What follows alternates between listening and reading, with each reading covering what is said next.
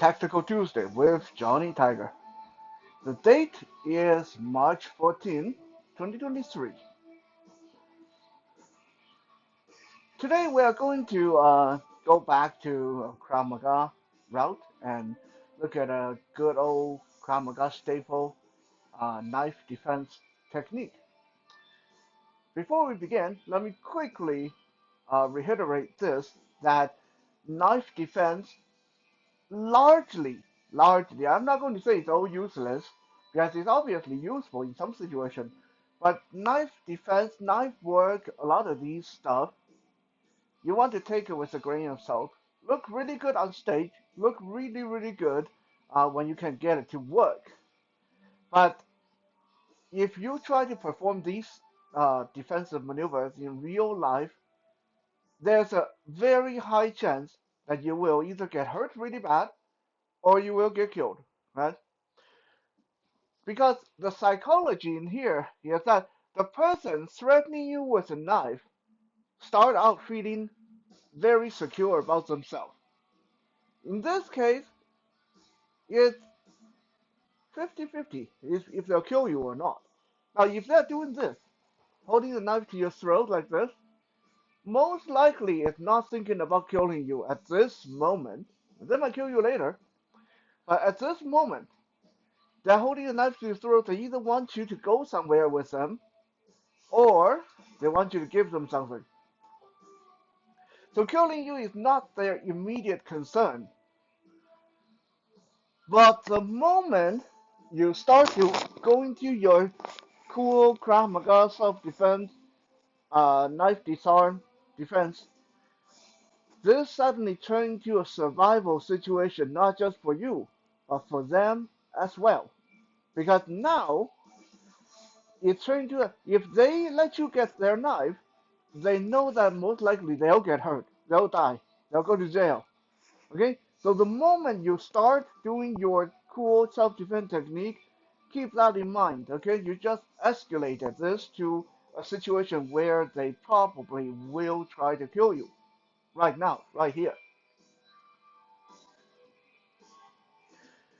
Also, there's the fact that a lot of time in class, in a well-lit area, we are comfortable. We know that this thing, even if I mess up like that, it's not going to hurt me. If you want to experience just how bloody scary it can be for real, get your partner to hold a real knife. I'm not talking about a steak knife, but a real knife. Right? Like one of the ones I got here on the wall. Huh? Look at one of these. Real knife. Hold it against your neck. Right? Don't do your technique, okay? Uh, because we don't want any accident. Right? But just stand there for 1 second, for a few seconds. Feel this against your knife, your neck, your face, and you tell me if you're not scared. Okay? You tell me that if you still think that your technique, your Krav Maga technique, your knife disarm, is going to be flawless.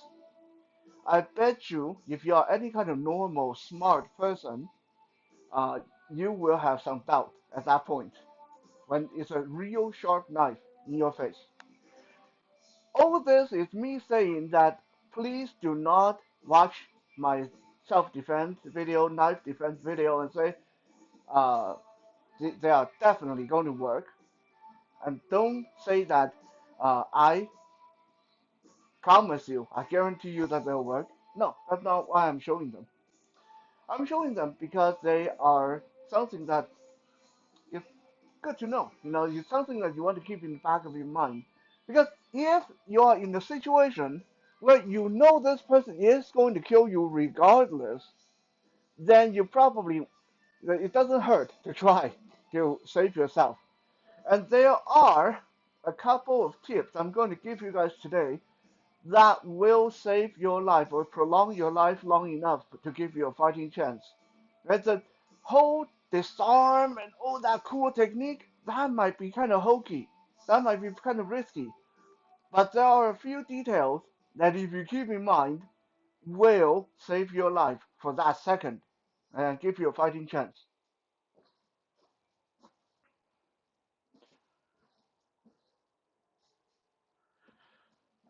So what we are looking at today is when the person come around your neck from the back and hold a knife against your neck like this, holding you, pulling you back to against them. And we see this quite often in the rape scenario, in abduction scenario, right?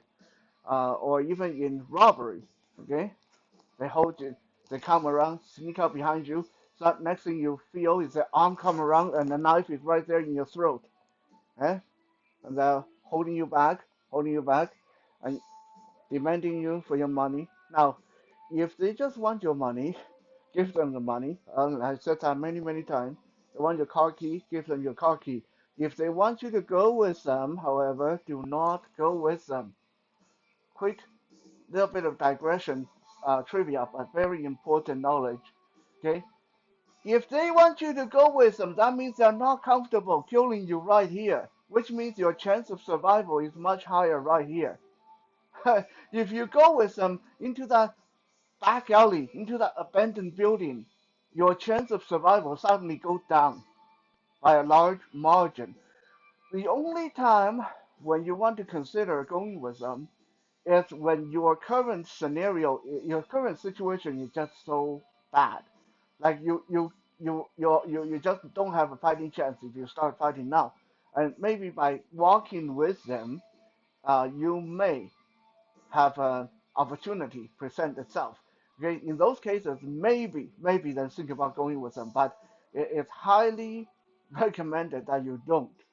Uh, another thing, another thing, if a person who is robbing you or whatever tell you to turn around and face the wall or get down on the ground on your face, don't do it.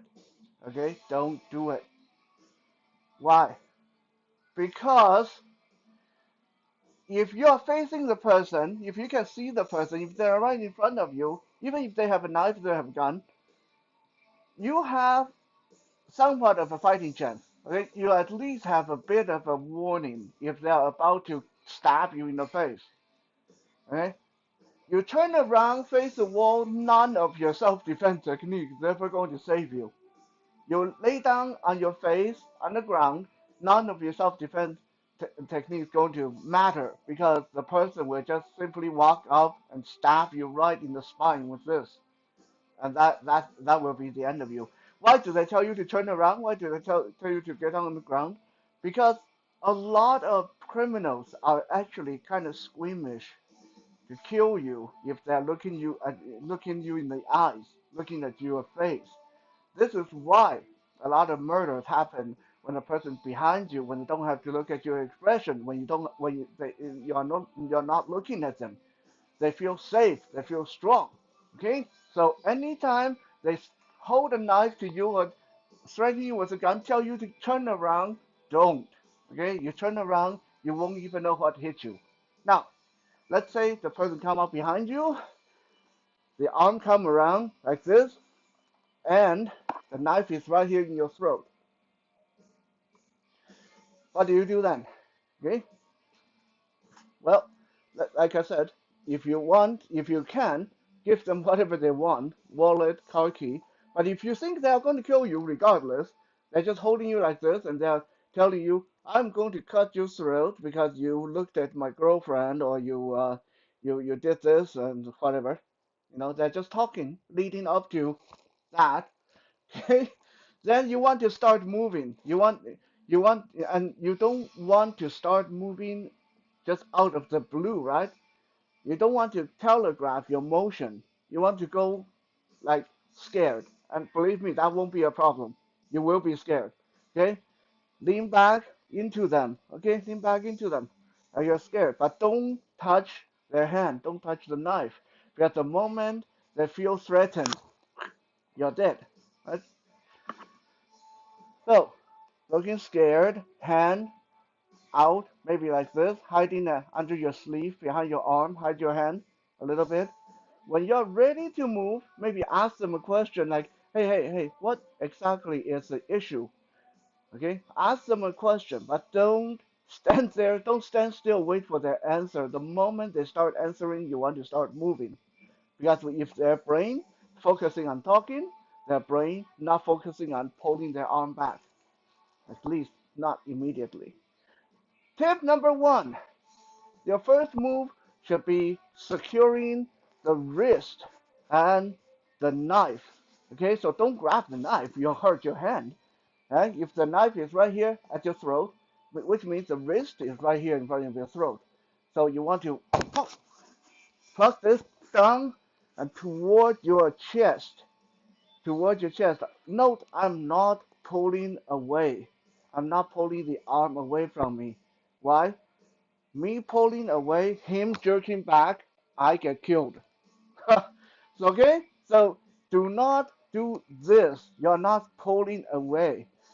You want to pull this down toward your chest and then lock your elbow to your side. Lock, drop your whole weight on this. Your whole life at this point is depending on you holding on to this. Another reason why we pull down is when I pull down, I can drop my weight onto the hand. Right? If it's just my arm versus his arm and he has bigger arm, he's going to win. If it's my whole weight against his arm, there's less of a chance of him being able to pull this out or push this through right away. Okay? That's number one. You want to cup the wrist or the thumb behind the hilt of the knife, whatever you can reach, and then drop your weight down on this. Hold it against your chest. Now, there may be a bit of struggle at this point. He may wiggle his wrist like this, but that's okay. Even with a long knife like this, it's not really going near my vital organ. If it get me on the face, that's fine. Okay? I'm prepared to fight for my life. I don't mind getting cut at this point. So once I secure the wrist, my other arm is going to come up and go behind his elbow like this. I lift my shoulder and just put my arm behind his elbow. Why am I doing that? Because if I just stay here, if I just cup the wrist and do this, and the person eventually figure out, oh, all he has to do is put his free hand on the back of my head and then jerk this back. He'll kill me. Okay? So this is temporary. This wrist restraint, this securing the wrist. This is temporary. You don't want to stay here. What is going to stop him from being able to jerk his arm back is my arm behind his elbow. Right? If my arm is here behind his elbow, he can't pull it back. Right? It's just physically impossible. Doesn't matter how strong he is. If I keep my arm here behind his elbow, right? This is now pointless. He can't pull his arm back. That's it. So this is number two. Number one and number two, if you just remember these two things, will give you a much bigger fighting chance than any other part of knife disarm, knife defense. Okay, without number one, without number two, you will get killed. Okay, because number one, the wrist, number two, the elbow. These are the two that's going to prevent him from being able to pull back and cut you really bad. He can wiggle around and maybe cut your face a little bit. Okay, now, after you get these two secure points, the wrist and the elbow, then it's time to move. And depending on what you're comfortable with, what your strength level, agility level is, you can from here headbutt him in the face. Don't do anything fancy like elbow him, because if you elbow him, you will let go of the wrist, then you get killed, right? Your hand have to stay here on the wrist. Your arm has to stay here on the elbow. So how do we hurt him? How do we fight back? Simple. I duck down, I duck my head, duck my shoulder, and start shuffling sideways. Okay? Watch what happened to his arm when I start to move this way. His arm turned toward himself. Okay, so originally I'm in front of him. I drop my weight on the wrist, put my arm up to block the elbow, and then I shuffle like a dance move. And I see what happened there. Look at what happened there. When I shuffle and move, the knife go right inside his own stomach. Stomach, stomach, stomach. I don't even have to take the knife away. Okay, he's stabbing himself with his own knife. Right?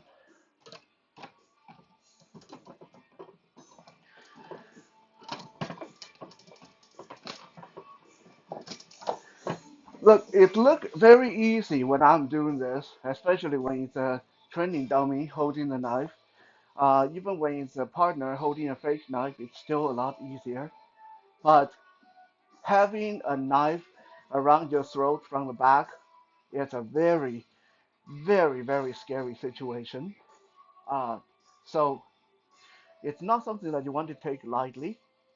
And whenever you think about knife defense moves like this, always remember that when you do these moves, there is a chance of you getting killed or getting hurt, right? So you got to weigh the pros and cons. Is it worth it to go into your Krav Maga knife defense move? Please, if you take nothing away from today's video, at least keep this in mind that these defensive moves can fail. Sometimes they will fail, and if they fail, you're dead. Okay. Um, Before we go, let me quickly mention again this Saturday I'll be selling some of my Tiger Tactile artwork at Century House at New Westminster in Moody Park here in BC. Century House is a building that's in Moody Park. I'll be there from 12 to 3 in the Spruce Room. Spruce, like the tree, spruce. So Spruce Room, Century House, Westminster, New Westminster from 12 to 3 this Saturday, March 18. If any of you like the tactile that I've been doing, you can see some short video I've been putting up. And if you're local, then please come and see if you can get yourself a piece of Tiger Tactile. Uh, and if you want to see more of my artwork, then follow me on Instagram and Twitter using @JohnnyTiger1981. For now, stay safe and have a good night.